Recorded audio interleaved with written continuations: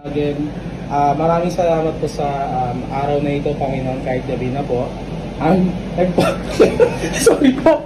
Nagpapasalamat po kami, Panginoon, sa binigyan niyo po kami ng opportunity, Lord. Yes, Josie. Josie tuloy. Yes, June. Okay. June, yung ating wind map,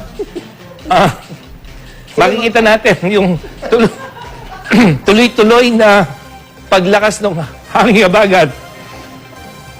At ito ay dahil doon sa bagyong Josie.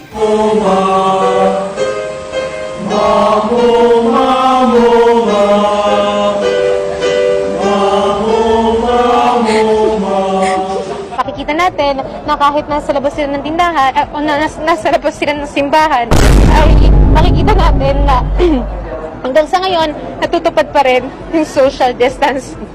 At yun na muna ang naitas. Nang aman, di may kapal.